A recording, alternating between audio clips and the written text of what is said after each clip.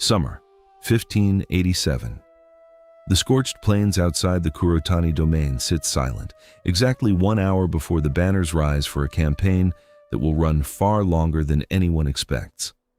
A fellow officer looks at Hayato and asks, "How long can your body carry what your mind commands?" Hayato answers without hesitation, "As long as my will endures, my body will follow." An old veteran spits dust into the dirt and offers a blunt correction. Will does not carry a blade past the 4th hour. Flesh does, and flesh does not remember loyalty. By the second watch of that same day, the blood-soaked plain already knew the answer. Hayato fell, not because his sword had dulled, but because his arm had died an hour before he did.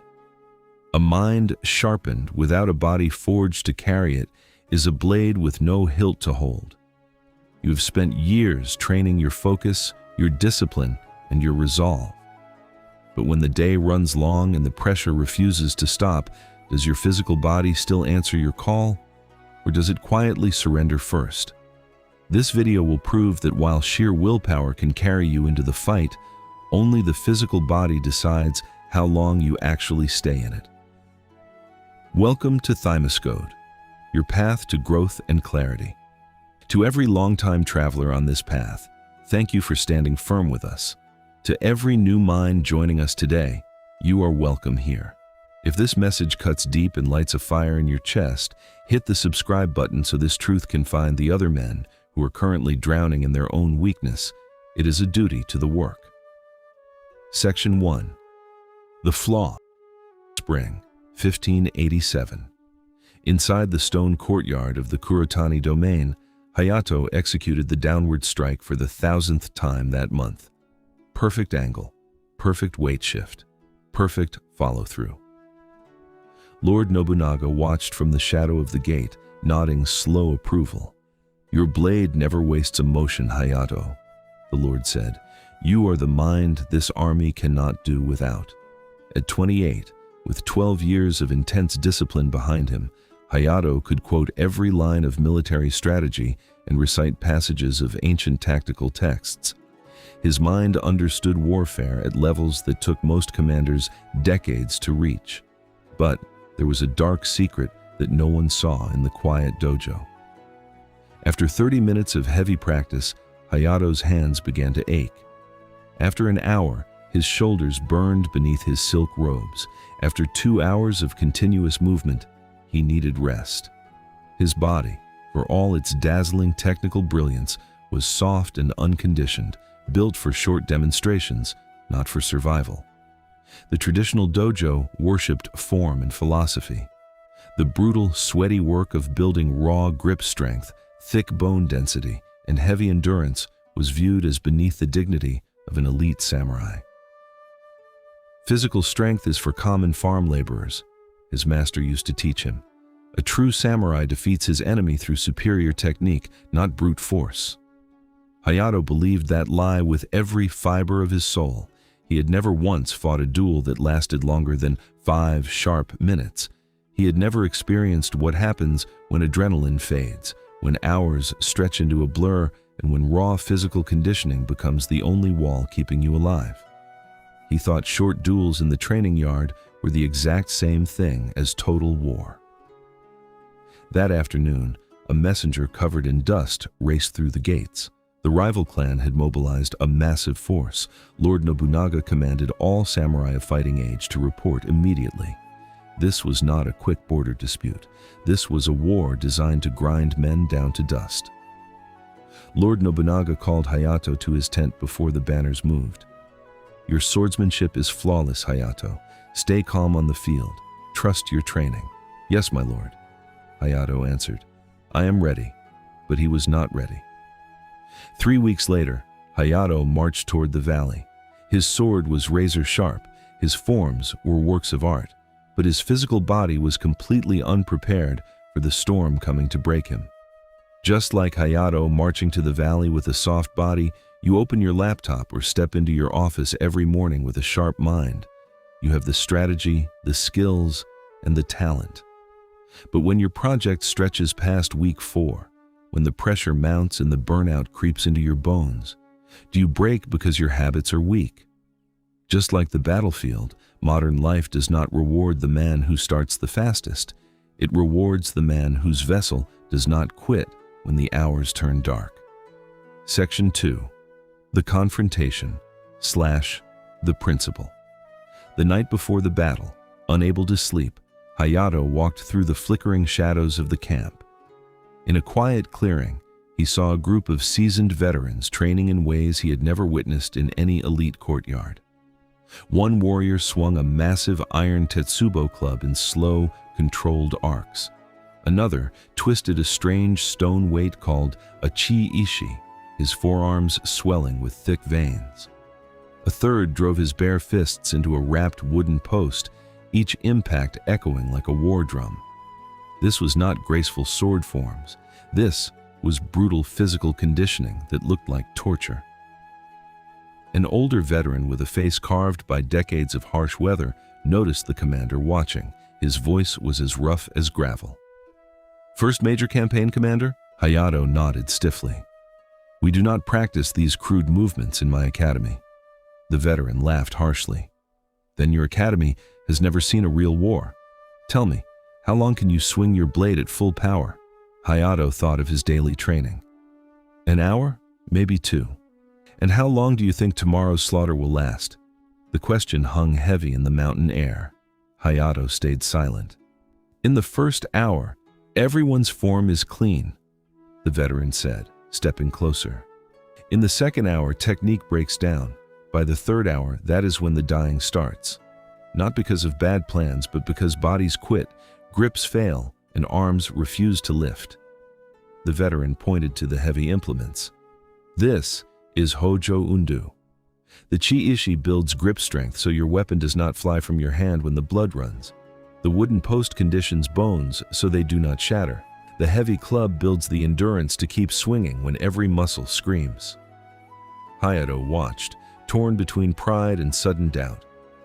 Does not superior tactical brilliance compensate for a tired body? No, the veteran's voice cut like a rusted blade. In a courtyard duel, yes. But in a real war, the samurai still standing in the fourth hour beats the genius gasping in the mud, no matter how perfect his form was. The old soldier handed Hōjō a heavy stone chi-ishi. "Try it. 30 twists." Hōjō gripped the stone and began to twist. His forearms burned after 10. By 20, they screamed with fire. At 27, his fingers completely lost their grip and the stone dropped into the dirt. He stared at his trembling hands in shock. He could not even hold a training weight for 30 seconds, yet he expected to command a sword through hours of chaos. "Now, you understand," the veteran said quietly. "A brilliant mind trapped in a weak body equals a dead commander." Hōjō looked down at his empty hands, realizing for the first time that his years of study had prepared him for the wrong kind of battle. Section 3. The Test / Tragedy. Dawn broke over the valley with a harsh, cold light. Hōjō stood in the front lines alongside Genzo, his most trusted personal aide. Genzo was a capable, fiercely loyal swordsman who had trained for years in the exact same elite courtyards as Hōjō. The heavy war horn sounded, and the armies crashed together. Hour 1. The first exchanges were fast, brutal, and brief. Both men's refined technique carried them through every initial clash without the slightest sign of strain. Their cuts were clean, their blocks efficient, and adrenaline masked the true cost of the steel. Hour 2. The siege dragged on across the rocky slopes with no relief in sight. Genzo's guard began dropping a fraction of a second late between strikes, his shoulders tightening under the strain. Hōjō's own arm stopped feeling like his own, turning heavy and foreign, as though the iron sword weighed twice what it did at dawn. Hour 3. Hōjō's mind was still reading the battlefield with terrifying perfection. He saw every tactical opening, every weakness in the enemy line, placing his commands precisely where his strategy demanded. But his physical body simply could not reach what his sharp mind saw in time anymore. The gap between thought and action widened into a fatal abyss. Hour 4.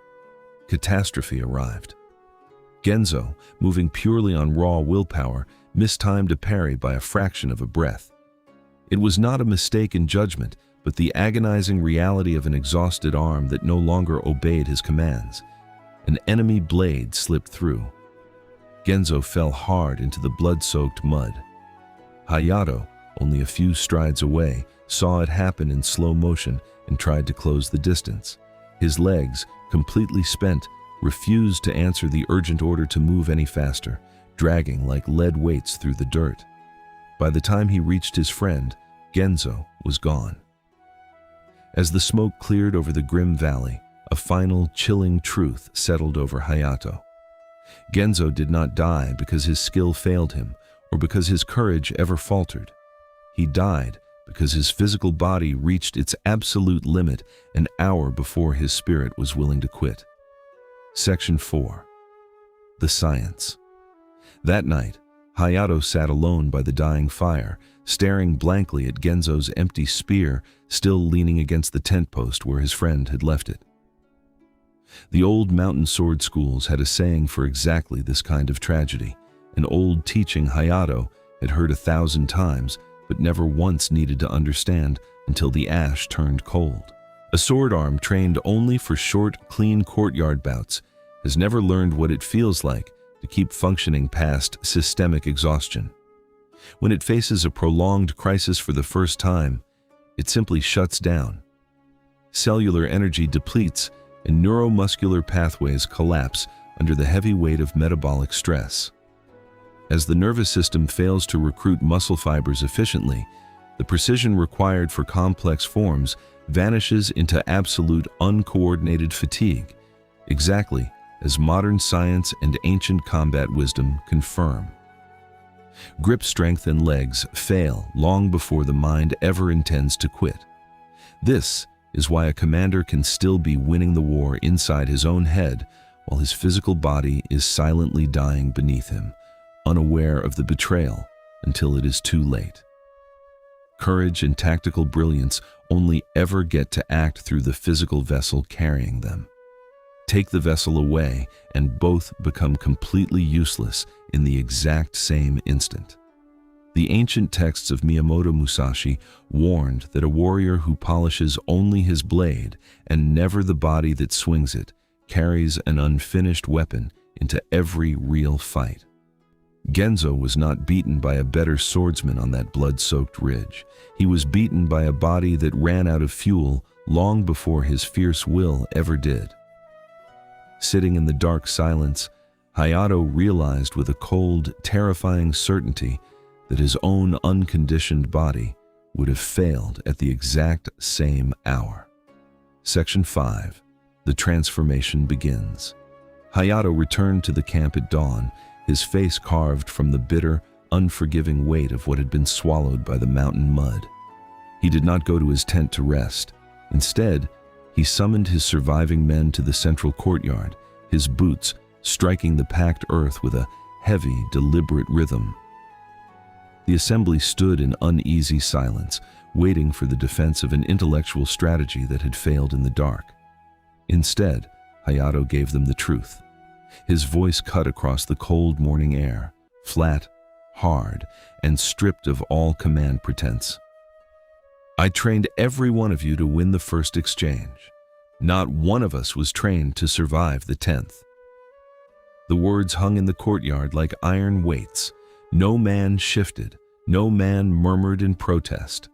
That single, brutal admission of error broke the fragile illusion of their academy pride, earning Hayato the absolute right to tear their world down to the foundation and build it anew. He did not look to the traditional scrolls for salvation. He sought out what remained of the old, forgotten mountain conditioning practices from a reclusive ascetic who trained in absolute isolation beyond the domain's borders, stripping the methods of all philosophy and bringing them back as raw survival protocols. By the afternoon, the pristine courtyard looked less like a noble estate and more like a work camp. Heavy stone weights called chi-ishi, thick hemp ropes, massive iron clubs, and coarse wooden striking posts littered the training grounds. A young swordsman, fiercely proud of his clean academy lines and elegant forms, stepped forward and openly resisted the change, his jaw tightening in defiance. "This is a laborer's training, not a warrior's work." Hayato did not raise his voice. He stepped into the boy's personal space, his eyes like winter ice, and answered quietly. "Genzo was a warrior. It didn't save him. Carry the stone." A relentless, time-blocked montage of agony and iron took hold of the camp. Week 1 was a waking nightmare of torn flesh. Hands blistered raw, and grips failed on the thick ropes before the first morning drill even concluded. Month 1 brought a grinding transformation to their stances, which now held firm twice as long under pressure, making their heavy swords finally feel like extensions of the arm rather than weights of lead. Month 2 shifted the tide entirely. Men who once collapsed first in the sparring yard were now standing tall at the end of the day, their bodies leaner, denser, and fundamentally altered by the labor. Yet the friction of change was constant. One student approached Hayato after a week of brutal failure, his voice trembling with frustration. "Master, my technique has grown clumsy. I am too tired to execute my forms properly." Hayato's answer was cold and absolute, offering no comfort. "Your technique has not gotten worse. Your body was always this weak. You are only feeling it now for the first time. When your physical conditioning finally matches your skill, then you will be dangerous." The ultimate proof of concept arrived weeks later during a grueling, unannounced sparring trial. The same young swordsman who had once rejected the heavy stones now faced a visiting warrior, twice his experience, in a bout that stretched far beyond the standard hour. As the minutes dragged on, the visitor's technical perfection began to shatter. His arms grew heavy, his blocks turned sluggish, and his breath turned to ragged gasps. The young student was exhausted too, his muscles screaming with lactic acid, but his new physical foundation refused to yield. He won the extended clash not through some hidden secret scroll, but because his conditioned body simply outlasted his opponent's absolute collapse.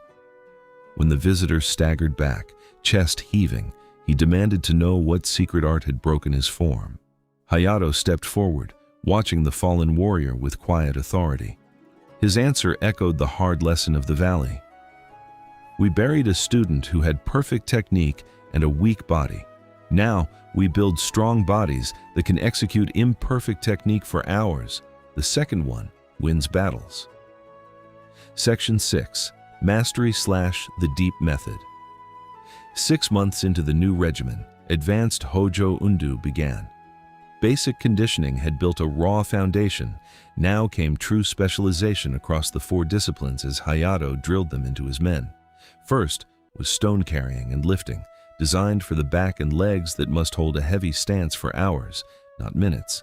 Second was rope and grip work, including chi-ishi twists and hanging drills, ensuring the hand could still close tightly around a hilt when the palm was slick with sweat and blood. Third was striking practice against heavy wooden posts and beams, building bone density in knuckles that could not fracture on the 10th blow any easier than the first. Fourth was marching and weapons drills practiced after exhaustion had taken its toll, because on a real battlefield, you never get to choose when your strength runs out. The daily schedule became an unyielding forge. Dawn brought stone carrying and grip ropes, mid-morning tested striking practice, late afternoon demanded a full march in heavy armor, followed immediately by sword forms, ensuring technique was never drilled while fresh, only while completely exhausted. The journey carved deep lines into the men's minds, tracked by their own spoken words. Month 1. My hands tremble before my blade ever leaves its sheath. Month 4. By the 4th hour, I've forgotten the armor is even there. Month 7. After 1 minute or 100, my sword feels no different in my hand. Hayato gathered the senior students in the courtyard and explained the deep metaphor of the forge. Hōjō Undō is forgework. You are the sword. Your spirit is the hammer The striking post is the anvil, the heavy iron club is the fire, and the stone is the test. When a master swordsmith forges a blade, he folds steel over and over, hammering out impurities, creating layers that make the metal both strong and flexible. This grueling training does the exact same thing to your physical body. Weak parts snap under pressure, but conditioned parts tested, broken, repaired, and tested again do not fail. They adapt, they endure, and they last. A warrior is a complete weapon system where body, mind, and spirit must be equally developed. Neglecting any single part means certain death when pressure exceeds capacity. Section 7. The Return/Resolution. A new siege descended upon the domain, deliberately designed by rival lords to be as long, brutal, and grinding as the mountain campaign that had stolen Genzo's life a year prior. The air grew thick with dust and smoke as the war drums began their relentless, heavy beat across the valley. Hour 1. The opening exchanges were clean, fast, and fully controlled, looking no different from the pristine courtyard drills of the past. Hayato moved with quiet, terrifying efficiency, his breath steady, his mind completely clear and focused on the shifting lines of combat. Hour 2. Where his grip and shoulders had once loosened into heavy pain and doubt during his youth, his hands now held the hilt with absolute, unyielding power. The heavy stones and ropework had forged iron into his forearms, keeping systemic fatigue at bay while the sun climbed higher into the hazy sky. Hour 3. The men around him, brilliant, highly skilled swordsmen trained in the old comfortable way, began to falter exactly as he and Genzo once had. Their guards drifted late, their footwork dragged heavily through the mud, and their strategic judgment completely outran their failing physical bodies. They were fighting desperately with their minds, but their bodies were already quietly quitting beneath them. Hour 4. Catastrophe struck the line. A young soldier fighting beside Hayato mistimed a parry by a fraction of a breath, sliding toward the exact same fatal fate that Genzo had met in the valley. The enemy's blood-stained blade flashed toward his exposed neck. This time, Hayato's legs answered instantly. He closed the distance like a striking hawk, his shoulders functioning with effortless strength, and turned the enemy blade aside before it could find flesh. The young soldier, shaken, bleeding, and breathing hard, looked up in stunned disbelief. He asked how Hayato had moved with such incredible speed and precision after so many grueling hours of non-stop fighting. Hayato looked down at him through the smoke and answered quietly, "My sword hasn't changed since that day. Only what carries it stopped forgetting me at the 4th hour." Then, speaking in a deeper tone that carried beyond the screams of the battlefield, he generalized the truth. "It is the same for anything worth carrying through to the end. The mind can want it forever. Only a body you've built to endure will still be standing when it finally matters." The battle ended not with a sudden miracle, but with survival earned through relentless physical preparation. Years later, inside the academy courtyard at dawn, Hayato stood before a new line of young recruits.